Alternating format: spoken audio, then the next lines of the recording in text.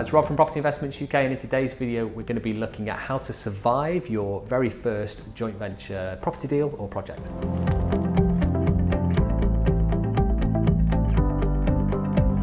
Okay, so the first thing to consider when you're doing joint ventures, especially if it's your first one, it's very important to have the right types of contracts in place between you as the property sourcer or the property investor and the other party.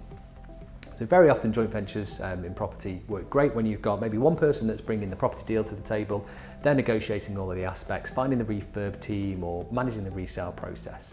But then it also works great when you have the other party that's bringing the funds to the table. They're able to invest in the project, pay for the property, pay for the refurbishment, any buying and selling costs.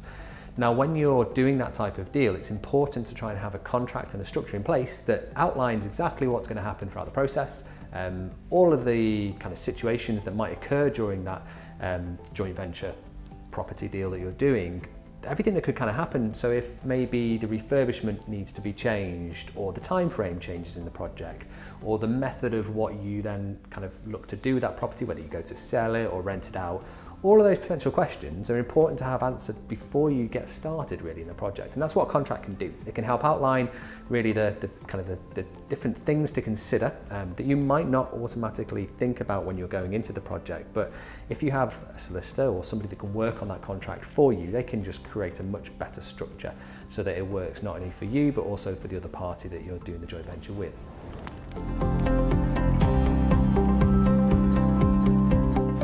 The second thing that's very important to consider with joint ventures is to anticipate what might go wrong during the project. Not all projects are perfect, unfortunately. There are occasions when refurbishments get delayed, or extra work is needed to be done, or it's maybe taking a little bit longer to rent the project than originally anticipated. So you want to anticipate those worst case scenarios and have a conversation with the joint venture partner about what might kind of happen, and if that does happen, what you're going to do to kind of work around it if it were.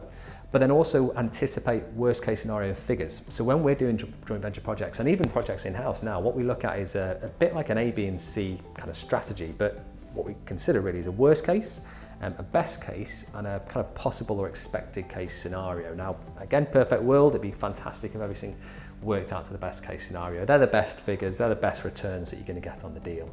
The expected case is the likely scenario. So everything goes to plan, that's what you'd probably anticipate achieving. But then the worst case is what happens if you don't buy the property or sell the property for the figures that you'd anticipated. What happens if the refurbishment does cost a little bit more or takes a bit longer? And if the project doesn't work on those worst case scenarios, then maybe it's not the right type of deal to do. That's whether you're doing it yourself or whether you're doing it with a joint venture partner, certainly. So try and anticipate the problems, try and work to those worst case scenario figures, and then it will give you a much clearer picture as to whether that project's going to be any good or not.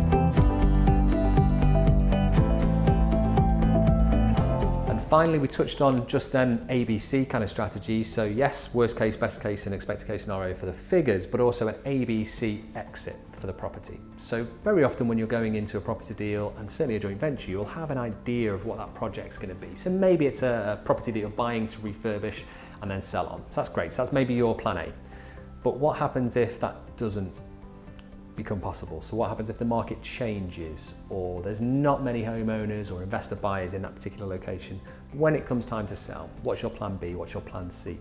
So that's very important to kind of consider those other options. And what we typically find is in that type of scenario, for example, so it might be a buy, refurbish and sell, but if that's not possible, then could you keep it as a rental? So you buy, refurbish and keep it within that partnership structure. If that's not possible because maybe the investor partner needs their funds back, or maybe the sourcing partner doesn't want to do a long-term project, is there a way to exit that project another way? Maybe to raise finance on that deal to pay one of the parties out of that current structure. So it's just about looking at the other opportunities. It's about trying to see what you can potentially do with that deal as an exit, so that you're not locked in just to one particular circumstance with that joint venture structure or partnership. Making sure you've got plenty of options, and in that case, when you do then start that project, everybody's aware, everybody understands what the property might become or might be able to kind of do together, and it just becomes a lot more of an enjoyable kind of project. So hopefully that helps, hopefully it gives you some guidance as to what to consider if you're looking at doing joint venture projects at the moment, and 3 key things to kind of bear in mind for your next project. Hope that helps. Thank you for watching this video. If you like this content and you'd like to join our free online property training course, we've got a link for it on this page. And in there we cover a range of different property strategies to help you get started, either building a long-term property portfolio or creating a cash-flowing property business. We also look at ways to increase your return on investment with any of the property you're maybe considering. And we also have a couple of cheat sheets and downloadable documents in there as well. Simply click on the link to join the free training course today.